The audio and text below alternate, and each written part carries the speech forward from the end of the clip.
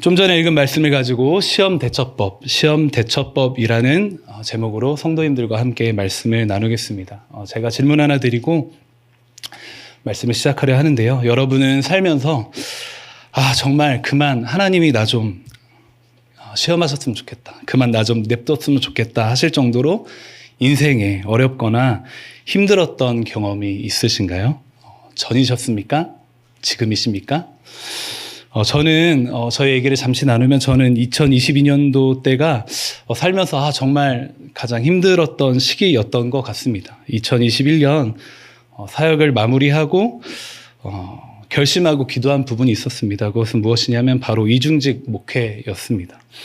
이중직 목회를 결심하게 된 가장 큰 이유 중에 하나는 교회 규모를 따지지 말자였습니다. 오해하지 마시기 바랍니다. 제가 교회 규모를 따지면서 간다는 게 아니라 교회가 크다는 얘기는 그만큼 저의 개인적인 재정을 채워줄 수 있는 상황이었지만 그 이상도 그 이하도 아니었기 때문에 저의 개인적인 상황, 재정 상황 때문에 억지로 사역하지 말자. 제가 갖고 있는 이 비전이 교회에 대한 그리고 이 한국 교회에 대한 비전이 흔들리지 않게 사역을 하자라는 마음이 있어서 이중직 목회를 생각하게 됐고요. 교회에 조금이라도 도움이 되는 부분이 있다면 함께 하자. 그리고 교회를 건강하게 세워나가는데 빠지지 말고 동참해서 하나님의 나라를 이뤄가는 사람이 되자라는 마음으로 이중직 목회를 생각했던 것 같습니다. 근데 그때 나이가 제가 37이더라고요. 앉아서 책밖에 안 보고 성도님들 신방밖에 안 했는데 병행할 수 있는 일을 찾아보니까 세상은 너무나 37살인 저에게 차가웠습니다. 생각보다 일을 찾는 것이 쉽지 않더라고요. 그나마 택배 일을 할 수 있는 상황인데 택배 일을 하게 되면 교회 사역과 많이 겹치기 때문에 고민을 많이 하게 됐던 것 같습니다. 기도하고 알아보던 중에 폴리텍 대학이라는 곳이 있더라고요. 전에 국비가 무료고 밥 먹는 것도 무료고 자는 것도 무료입니다.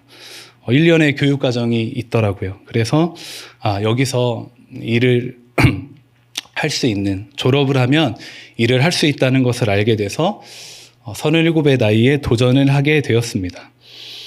도전을 호기롭게 시작했는데 눈에 보여지는 어려움들이 찾아오더라고요.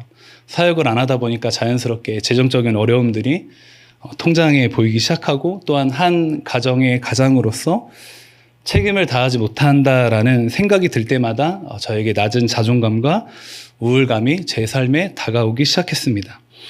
저희 집 앞에 칠보산이라는 곳이 있는데 이런 마음이 들 때마다 많이 올라가게 됐던 것 같습니다. 여러분들도 힘드시면 칠보산 등반을 추천드립니다. 농담이고요. 그래서 우여곡절 끝에 이제 학교를 들어가게 됐는데 자동차 관련 수업을 듣게 됐어요. 자동차 관련 수업을 듣게 됐는데 일을 하려면 조건이 있었습니다. 그것은 1년 안에 2개의 자격증을 따야 일을 할 수가 있었어요. 필기 시험이 있고 실기 시험이 있었는데 정말 우왕청심원을 먹고 시험 본 적은 그때가 처음이었던 것 같습니다. 왜냐하면 자동차라는 전공을 제가 해본 적이 없거든요.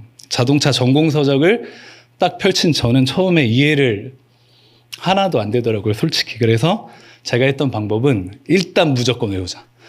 일단 무조건 외워서 이 어려움을 극복하자라고 했던 저였던 것 같습니다. 물론 이렇게 교회에서는 이렇게 지금 저를 봐주시는 것처럼 되게 사랑스러운 눈으로 웃으면서 저를 쳐다봐 주시는 제가 목회자인 직분이 있고 또한 저를 친절하게 이렇게 대해 주시지만 그 폴리텍 대학에서는 제일 나이가 많은 19명 중에 제일 나이가 많은 37살 자동차 왕초보인 왼손잡이 이진규라는 사람이 있었습니다.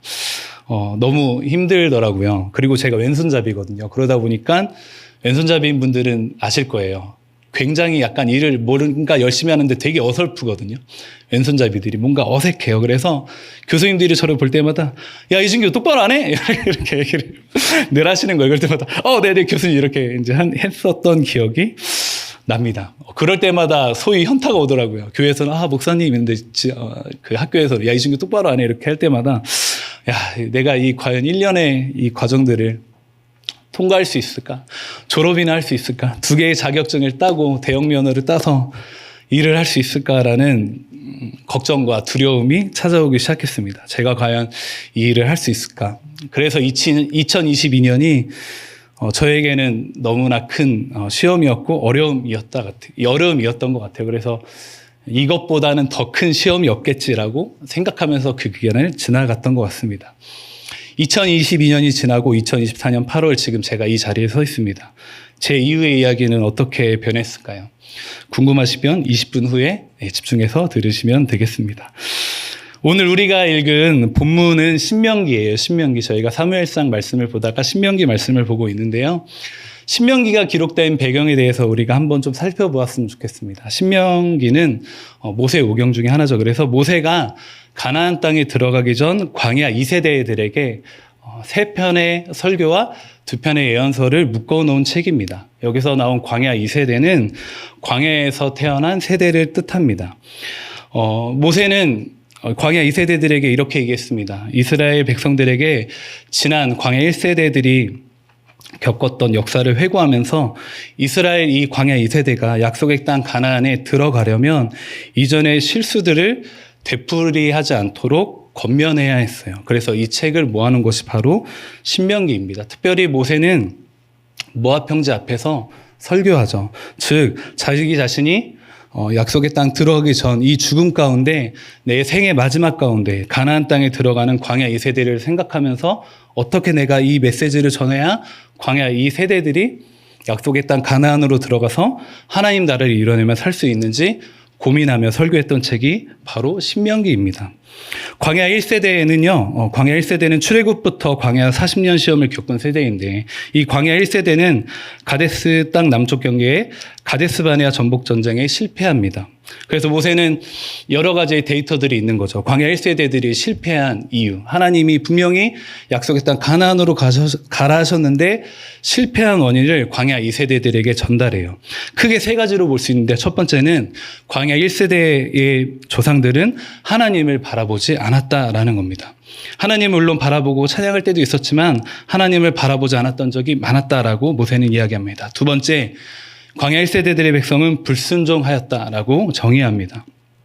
하나님께 순종함으로 나아가는 것이 아니라 늘 생애의 중요한 마지막 결정을 해야 되는 중요한 결정을 해야 되는 모든 순간 가운데 광야 1세대들은 불순종하였습니다. 그리고 마지막 3번째 제일 큰 것은 우상을 섬겼다라는 거예요. 하나님께서 분명히 말씀으로 그리고 하나님께서 분명히 이들을 먹이시고 돌보시겠다 하셨지만 눈에 보이는 금송아지 우상을 만들어 하나님 앞에 여호와 보시기에 가증한 일을 행했습니다. 그래서 모세는 이러한 광야 1세대들의 실패한 빅데이터들이 있는 거예요. 그래서 광야 2세대들에게 이 실패의 경험들을 얘기하면서 다시는 너희들은 이 가나안 땅에 들어가서 이러한 실수를 반복하지 말라라고 이야기하는 것이죠. 2부 예배 오랜만에 설교하니까 목이 마르네요. 잠시만. 네. 자, 그래서 모세는 이 광야 2세대에게 분명히 메시지를 전달하고 있습니다. 하나님은 신실하신 분이시다. 여러분 믿으세요? 하나님은 신실하신 분이시다. 그리고 또한 약속의 땅 가나안을 정복해 하실 수 있는 능력이 있는 분이다라고 광야 2세대에게 분명히 메시지로 전달하고 있습니다. 그렇게 오늘 읽은 본문의 소제목을 이렇게 보면 여호와를 잊지 말라라는 제목으로 오늘 본문의 내용은 시작하고 있어요. 사랑하는 성도 여러분, 인생 가운데 시험이 정말 많으실 겁니다. 성도님들 간에 나누기도 힘든 어려움들이 정말 많으실 텐데 우리가 한번 생각해 봤으면 좋겠어요. 우리는 과연 하나님의 마음을 시원케 하는 얼음 냉수 같은 그리스도인으로서 살아갈 수 있을까? 어떻게 하면 여호와 하나님을 잊지 않고 이 시대를 살아갈 수 있을까? 나에게 주어진 시험을 어떻게 하면 기쁨과 감사함으로 받을 수 있을까라는 이 생각을 가지고 오늘 주어진 말씀을 보며 함께 우리 성도님들과 이야기를 나눠보기 원합니다. 제가 오늘 정의한 기억해야 될 첫 번째 진리는 이것입니다. 시험은 늘 우리 인생에 계속되지만 그것은 하나님을 알아가는 과정임을 기억해야 한다는 것입니다. 오늘 본문은 앞서서도 말했지만 모세가 광야 2세대에게 메시지를 전달하는 내용으로 시작합니다. 오늘 우리 본문 말씀 11절 말씀을 같이 한번 읽어볼까요? 11절 읽어보겠습니다. 시작.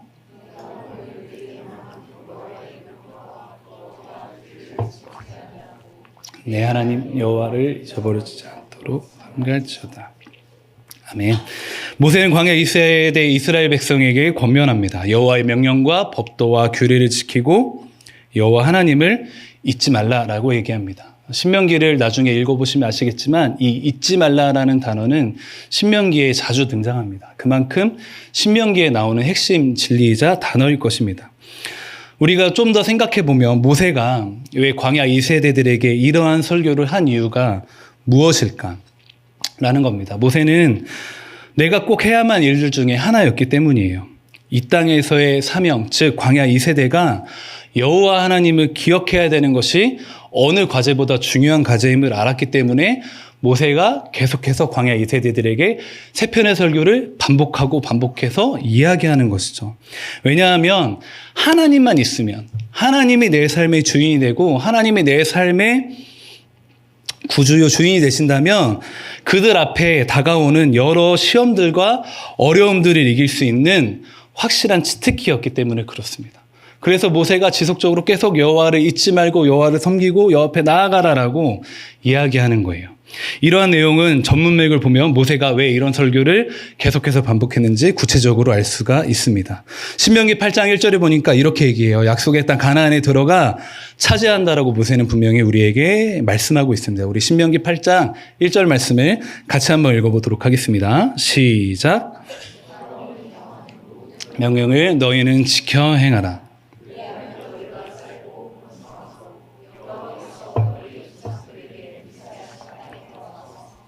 을 차지하리라. 아멘. 그렇습니다. 오늘 명하는 모든 명령을 지켜 행하라. 그리하면 어떻게 한대요? 하나님께서 우리에게 땅을 주시고 그 땅에서 번성케 하시고 하신다라는 것입니다. 또한 여기서 주목해야 될 두 번째 포인트는 조상들에게 명령하신 땅을 우리가 차지하고 그 땅에서 누릴 수 있다 말합니다. 여기서 말한 조상들에게 맹세한 언약은 창세기 12장 1절부터 3절에서 나온 아브라함에서부터 시작된 하나님의 언약을 뜻하는데요. 우리 창세기 12장 1절부터 3절 말씀을 다시 한번 읽어보도록 하겠습니다. 같이 한번 읽어볼까요? 시작. 여호와께서 아브라함에게 이르시되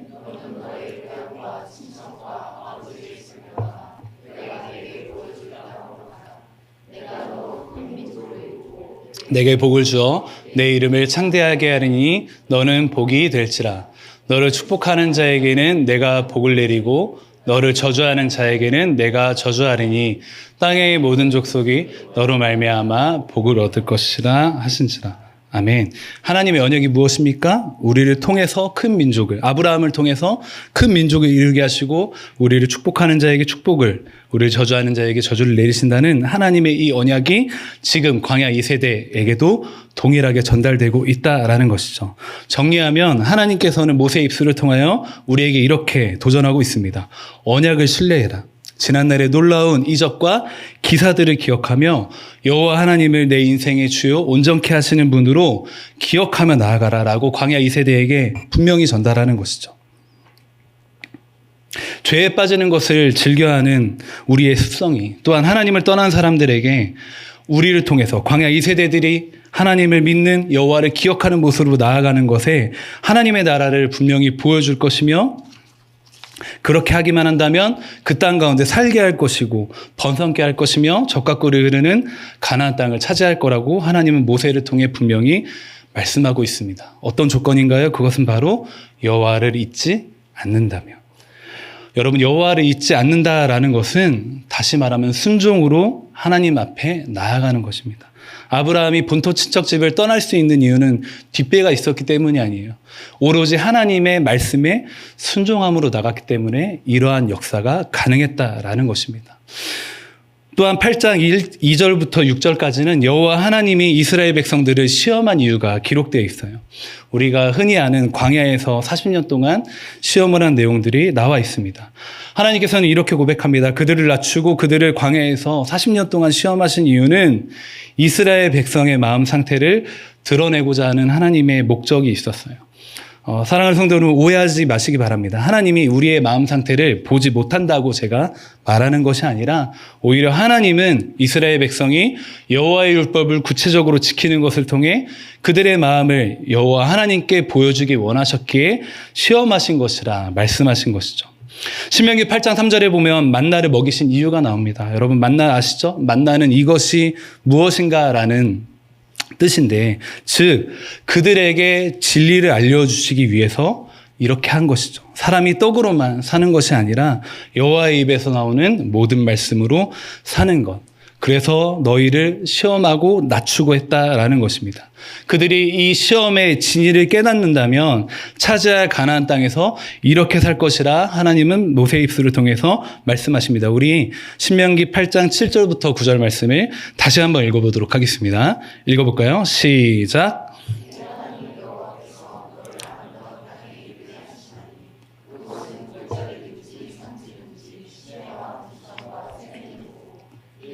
보리의 소산지요 무화과와 석류와 감람나무. 내가 먹을 것에 모자람이 없고 내게 아무 부족함이 없는 땅이며 그 땅은 돌의 철이요 산에서는 동을 갤 것이라. 아멘. 네, 이처럼 풍성한 복과 또한 풍성히 보이는 물질을 가나안 땅을 통해서 주신다라는 것이죠. 하지만 오늘 우리가 본문을 통해서 기억해야 될 것이 있습니다. 제가 앞서서 말했던 이 시험은 단순히 힘든 것뿐만 아니라 어찌 보면 오늘 말씀에 본 것처럼 우리가 여유가 있고 풍족한 상황에서도 시험거리가 내 인생에 온다는 것을 우리 성도님들은 기억해야 할 것입니다. 우리 8장 12절에서 14절 중반부까지 화면을 보고 같이 한번 말씀을 읽어볼까요? 시작. 내가 먹어서 배부르고 아름다운 집을 짓고 거주하게 되며 양이 번성하며 내 은금이 증식되며 내 소유가 다 풍부하게 될 때에 내 마음이 교만하여 내 하나님 여호와를 잊어버릴까 염려하노라. 네, 그렇습니다. 여호와 하나님을 잊어버릴 수도 있다는 거예요. 오히려 우리의 여유로움과 풍족한 상황이 우리의 마음이 교만하여 하나님을 잊으며 살아가기 때문에 모세는 이것을 주의하라 합니다. 자, 그렇다면 우리에게 시험이 온다라는 가정하에 혹은 시험이 없고 평안히 내 삶이 영위되고 있다라는 상황하에 우리는 오늘 본문을 통해서 우리는 시험이 올 때 혹은 내 인생이 평안할 때 어떠한 삶의 자세를 취해야 할까요? 정리하면 다음과 같습니다. 우리는 시험 가운데 하나님의 뜻을 발견해야 합니다. 또한 시험 가운데 하나님의 뜻을 발견하고 이 시험을 이겨낼 수 있는 힘과 지혜를 달라고 기도하며 나아가야 될 것입니다. 또한 시험에 나아가 시험이 없고 평안을 누리는 이들이 있다면 마음을 놓지 않고 여기까지 인도하신 에베네셀의 하나님께 감사하며 하루하루를 겸손히 살아가야 될 줄로 믿습니다. 시험은 여러 가지의 과정으로 오지만 시험을 주는 이유는 우리를 괴롭게 하려는 1차적인 목표로만 생각하지 않으셨으면 좋겠습니다. 1차적으로 생각한다는 것은 내게 시험이 오니까 힘들고 원망하고 주변 상을 탓하는 것을 말합니다. 오히려 시험이 올 때 그렇게 탓한다는 것은 하나님께서 원하시는 계획이 아니라 사탄의 전략임을 우리 성도님들은 기억해야 됩니다. 시험을 분별하는 지혜를 소유하시길 주님의 이름으로 축복합니다. 우리가 다가오는 어려움들과 시험들을 우리가 사탄의 계략대로 넘어간다면 우리 역시 1차원적으로 시험이 올 때, 어려움이 올 때 하나님을 저주하고 원망하며 주변 상황을 탓하며 소망 없이 살아갈 것이기 때문입니다. 하지만 하나님의 계속된 시험이 우리에게 있다면 성도님들이 오늘 이 시간 이후부터 기도하며 나아가십시오. 우리에게 진리로 향하는 깨달음을 허락하시기 위해서. 말씀에서도 분명히 나와 있지만 하나님께서 감당치 못할 시험을 허락하지 아니하시는 분이심을 기억하면서 나아갈 때 하나님께서 우리에게 주는 어려움 가운데 하나님께서 우리에게 주신 깨달음과 그것에 대한 신앙의 진리가 우리의 삶의 간증으로 나타날 줄로 믿습니다. 우리 오늘 말씀 15절부터 16절 말씀을 다시 한번 읽어보도록 하겠습니다. 신명기 8장 15절에서 16절 말씀 같이 한번 읽어볼까요? 시작.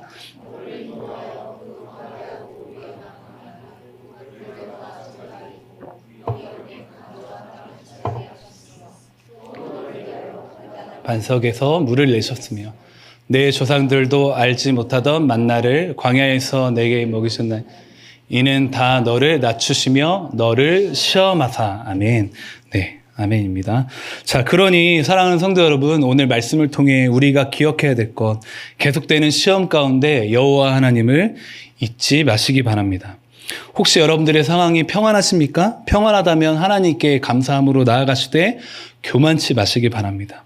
우리가 늘 하나님을 생각하며 나아간다면 이러한 시험이 올 때 흔들리지 않을 줄로 믿습니다. 사랑하는 성도 여러분, 우리에게 다가오는 시험, 이전에는 원망하고 주변 상황을 탓하며 절망 가운데 빠져들었다면 오늘 말씀을 기억하며 오늘 이후의 삶은 나에게 어려움과 힘듦이 다가올 때 하나님 나에게 이 시험을 어떻게 이겨냈을지 하나님 나에게 말씀하여 주시고 인도하여 주십시오라고 무릎 꿇으며 기도하며 나아가시는 저와 성도님 되시길 주님의 이름으로 축복합니다.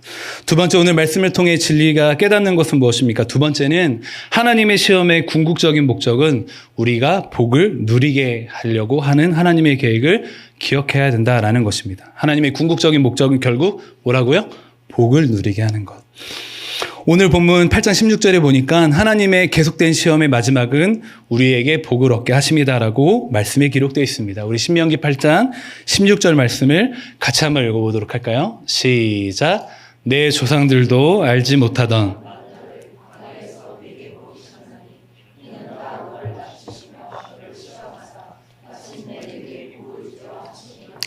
아멘. 네, 마침내라는 이유의 단어가 보이십니까? 마침내 내게 복을 주기 위해서 우리를 낮추시고 시험하셨다라는 하나님의 계획이 분명히 오늘 말씀을 통해 보여지고 있다라는 것이죠. 기독교 신앙을 잘 하기 위해서 제일 중요한 것 중에 하나는 바로 추상명사를 잘 해결하는 일인데, 그렇다면 여기서 나온 복에 대해서 우리가 한번 생각해 보기 원합니다. 성도님들은 복이라는 거, 여기서 나온 복이 어떤 의미라고 생각하세요?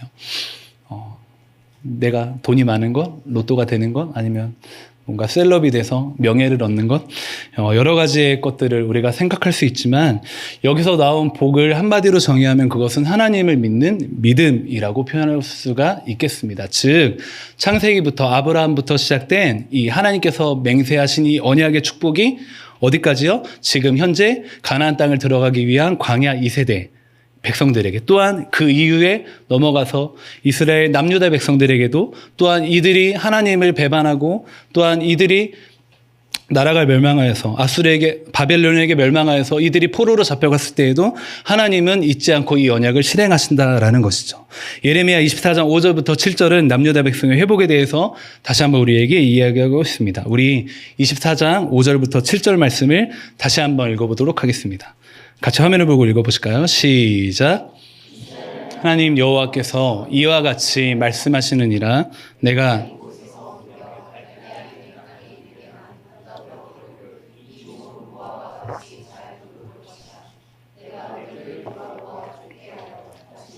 덩으로 인도하여 세우고 헐지 아니하며 심고 뽑지 아니하겠고, 내가 여호와인 줄 아는 마음을 그들에게 주어서 그들이 전심으로 내게 돌아오게 하리니 그들은 내 백성이 되고 나는 그들의 하나님이 됨. 아멘. 하나님의 언약은 우리가 생각하는 것보다 훨씬 더 장기적으로, 또한 훨씬 더 은혜스럽게 우리에게 다가온다라는 것이죠. 이 무화과 나무는 여기서 말하는 남유다 포로를 뜻하는데, 즉 포로들을 돌아오게 하시고 또한 돌아오는 것뿐만 아니라 이들을 돌보신다라는 것입니다. 왜냐하면 하나님께서 아브라함부터 우리에게 언약한, 하나님이 선택한 민족이기 때문에, 그래서 우리에게 이러한 은혜를 허락하신다라는 것이죠. 히브리서 12장 1절부터 2절까지는 믿음의 선진들에 대해 우리에게 이야기하고 있습니다. 우리 히브리서 12장 1절부터 2절 말씀을 다시 한번 읽어보도록 하겠습니다. 같이 읽어볼까요? 시작. 우리에게 구름같이 허다한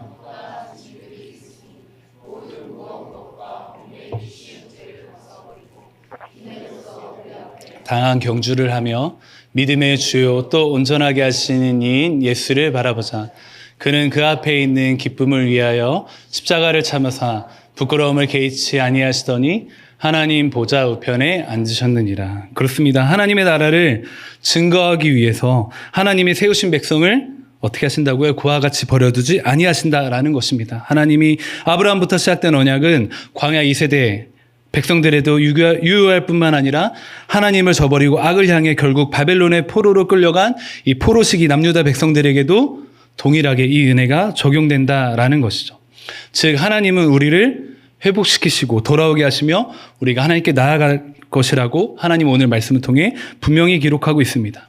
믿음의 선진들도 실수하고 넘어진 것을 우리 말씀을 통해서 아실 것입니다. 하지만 하나님께서 믿음의 주요 온전하게 하시는 이인 예수를 바라보기에, 하나님을 바라보기에 이들은 결국엔 하나님을 증거하고 하나님의 복음을 전하는 믿음의 조상들로, 선진들로 우리 앞에 드러나게 되었다라는 것이죠. 사랑하는 성도 여러분, 회복되며 나아가는 이 믿음의 선진들과 또한 남유다 포로와 이 광야 2세대 백성들의 여러 가지의 상황과 경우들을 보시고 우리가 기억하며 나아갔으면 좋겠습니다.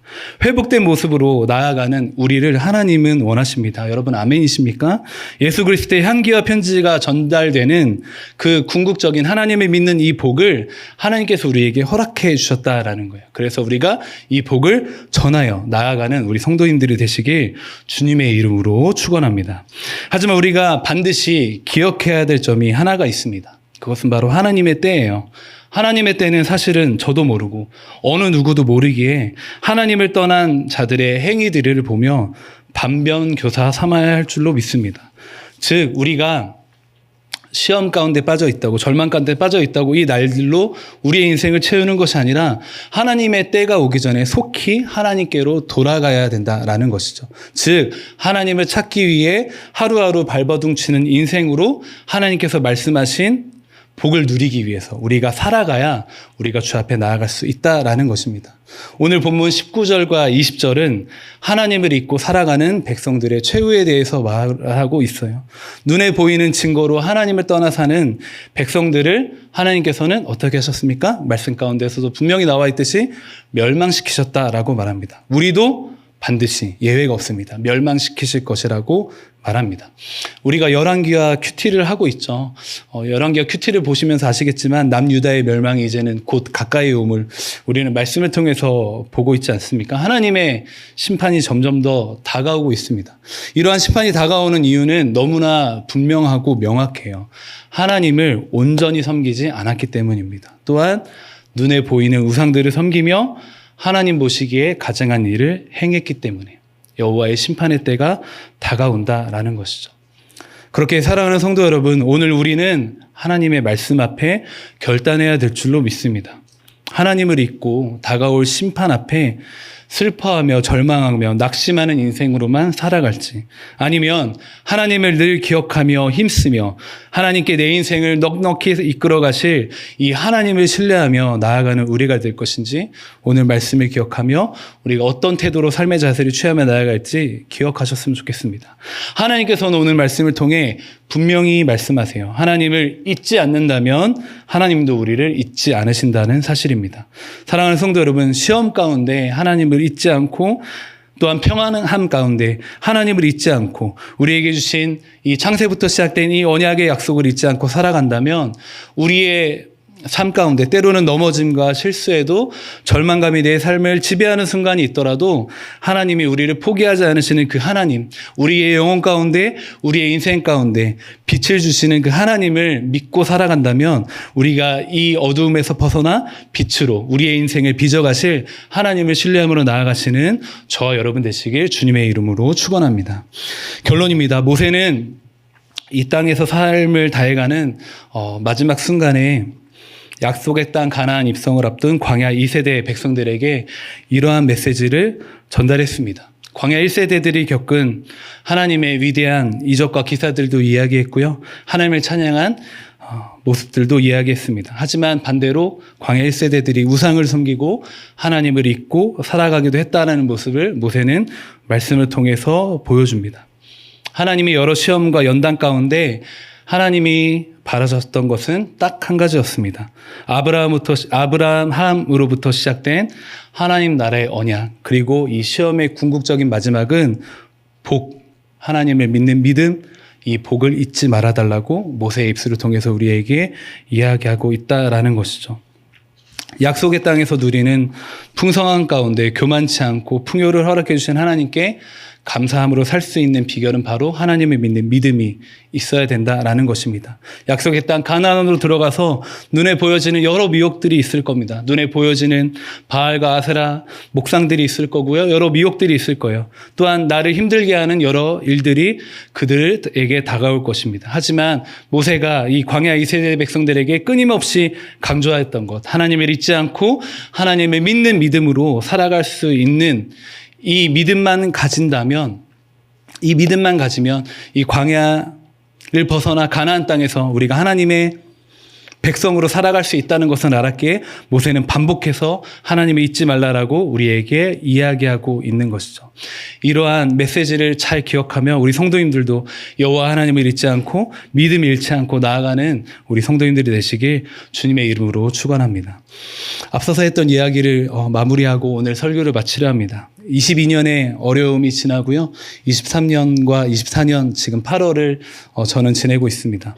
많은 이야기들을 이 시간 가운데 나눌 수는 없지만 2022년보다 힘들었던 시험이 저에게 있었을까요? 없었을까요? 돌아보니까 있더라고요. 하나를 해결하니까 또 하나가 오고 생각지도 못한 데에서 또한 어려움이 왔던 것 같습니다.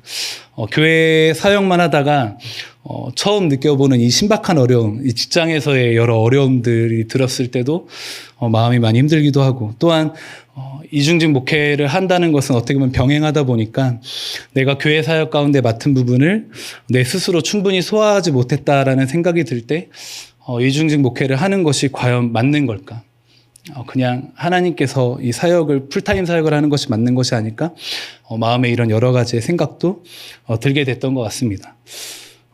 제가 체력이 되게 좋다고 생각했는데 아니더라고요. 그래서 작년 같은 경우에 성도님들이 제 얼굴을 보면 늘 목사님 괜찮으시냐고 늘 이렇게 물어봤던 기억이 납니다. 그래도 올해는 좀 낫지 않나요? 네. 그래서 어제보다 더 나은 오늘을 하나님께서 허락해 주시는 것 같습니다. 그래서 힘들지만 그 가운데 또 빛을 주시고 위로를 주시는 하나님을 바라보면서 지금의 저의 시기를 지나고 있는 것 같아요. 사랑하는 성도 여러분, 저보다 더 힘들고 어려운 상황 가운데 있는 성도님들이 있을 줄로 압니다. 그런데 오늘 말씀을 보면서 우리가 기억해야 되는 것은요, 하나님을 알아가지 않는다면, 하나님을 알아가는 과정 가운데 우리가 있지 않는다면 우리의 이 다가오는 어려움들은 1차원적으로 늘 원망과 절망으로 우리의 삶이 소망이 없게 될 것입니다. 하지만 오늘 말씀을 우리 성도님들이 기억하셨으면 좋겠습니다. 어려움 가운데 우리의 신앙이 거대한 파도를 맞닥뜨는 이 배와 같을지라도 여호와 하나님을 알아간다는 믿음이 있다면 우리가 하나님이 원하는 참된 믿음의 신앙인으로서 살아갈 수 있다라는 것이죠. 여호와 하나님을 잊지 마시는 저와 여러분 되시길 소망합니다. 사랑하는 성도 여러분, 하나님의 언약을 신뢰하셨으면 좋겠습니다.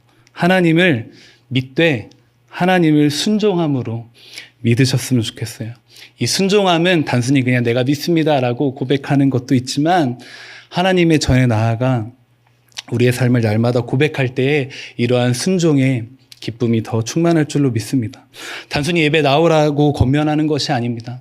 하나님을 벗어난 삶은 결국은 죄에 빠지기 때문에 우리가 하나님 앞에 나아가는 것은 어찌 말하면 나의 삶의 태도와 자세를 하나님께 순종함으로 나아간다고 고백하는 것이기 때문입니다. 그러니 사랑하는 성도 여러분, 우리에게 다가온 어려움 가운데 하나님께서 내가 이 어려움 가운데 어떻게 나아가기 원하시는지 기도하십시오. 예배의 자리를 사수하시고 말씀 가운데 큐티와 예배 가운데 영적으로 지쳐있고 잠들어 있는 사회생활 가운데 힘들었던 나를 깨워달라 간절히 기도하십시오. 그럴 때 하나님께서 우리에게 하신 언약을 상기시켜 주실 것이며 어두운 가운데 밝은 빛을 보게 하실 것입니다.